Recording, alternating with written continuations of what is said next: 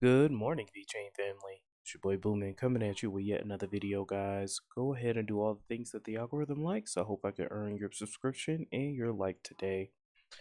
We're talking about VeChain today, guys, and today the price is moving up a little bit here. We're up about 6% on the day. On the week, we are up about 46%. So VeChain has been moving.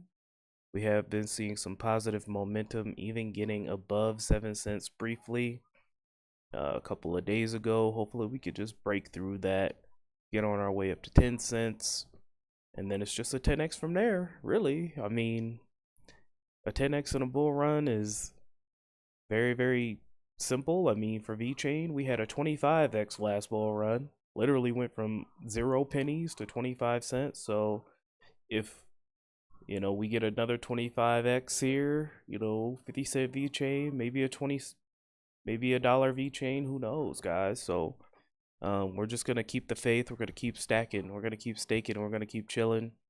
Nothing's really changed. Let's go ahead and move on, guys. So this is a little bit of Bitcoin here, but Charles Schwab sees Bitcoin hitting 500K to a million K.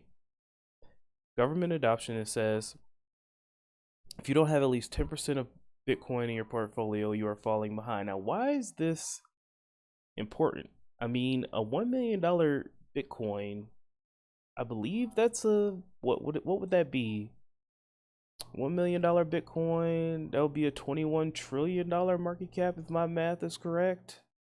Well, actually it'll be a 10 trillion because a 10x from here. But I don't know, guys. That's insane. That would be insane. I don't want to get my hopes up. 500K Bitcoin would be absolutely crazy. Now, a lot of people are saying that for alt season to really kick off, we need Ethereum to break out of this rut it's been in.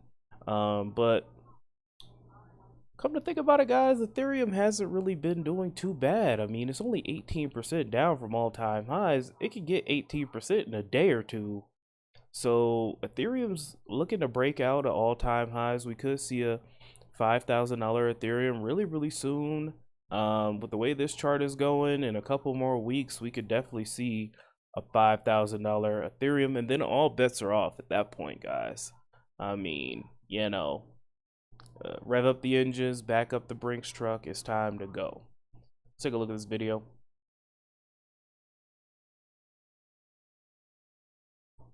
What? Where does it go? What's your price target for Bitcoin?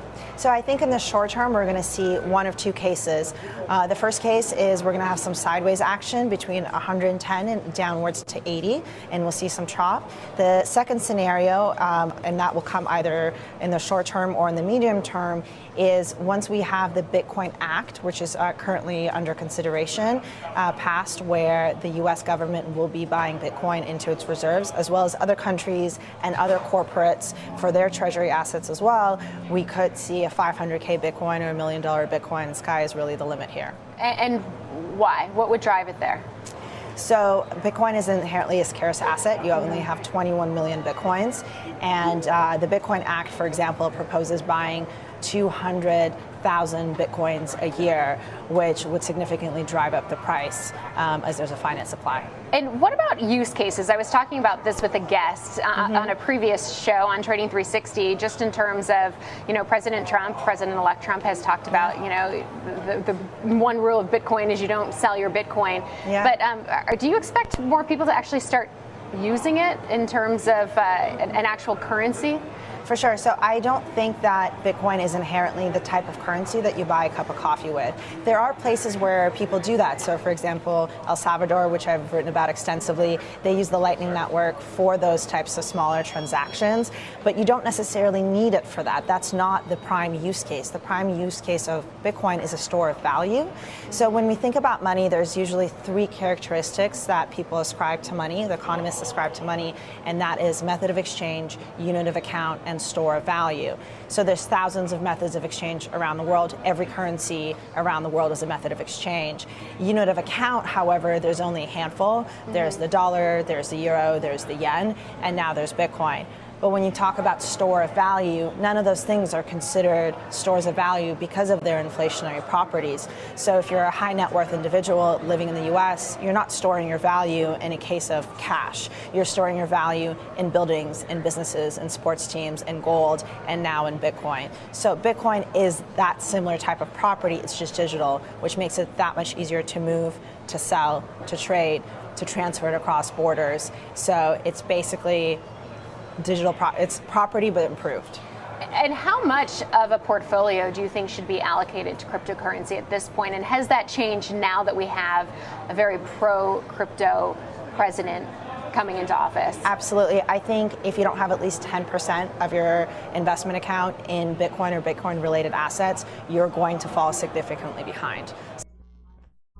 10%, I'd say 50 or 60. But you know, I'm just a DJ and crypto trader. What do I know? But yeah, straight from the horse's mouth here, guys, and we're starting to see more and more mainstream coverage. Keep your eye on the ball. I'm starting to hear more and more normies talk about crypto. So things are about to get crazy, okay? Be on the lookout for platforms that offer you yield on your crypto. All right, guys, that's starting to come out too. Couple of exchanges here and there are offering yield for holding on to your crypto. Don't do it. Don't do it. Trust me. All right, no matter how good the yield sounds. All right, no matter how tempting it may seem. Not your keys, not your coins. Remember that, guys. Not your keys, not your coins. Let's go ahead and move on. We got VeChain, we got Sunny Lou here. Sustainability, one of the biggest challenges facing humanity today. How do we tackle something so massive? In our episode Untangling DAOs with Sunny Lou, we explore how Sunny Lou and his team at VeChain are taking on this challenge with an innovative approach, decentralization. Their project VBetterDAO uses the ecosystem of X to earn apps to empower communities to solve real-world sustainability problems. Let's take a listen. You know, we think about the fundamental issues we want to address inside, especially inside of the sustainability. Firstly, sustainability is the biggest consensus of the humankind, right? So everyone knows like that's the right thing to do. That's something we have to do.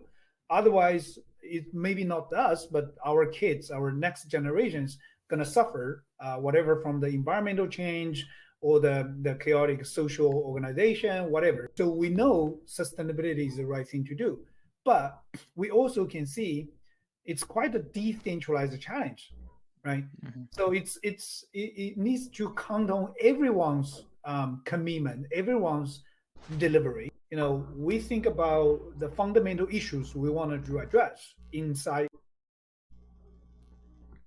All right, guys, and then lastly, I'm gonna leave you with this: VeChain listed on a new exchange, DYDX. So, there you go. That's all I got for you today, guys. Let's keep chopping wood. VeChain on its way to $1. Let's get it, guys. Keep stacking, keep staking, keep chilling. Hopefully, I earned your subscription and your like button today. We got VeChain and Cardano videos every day, so go ahead and hit that like button and subscribe button. Take care. Bye.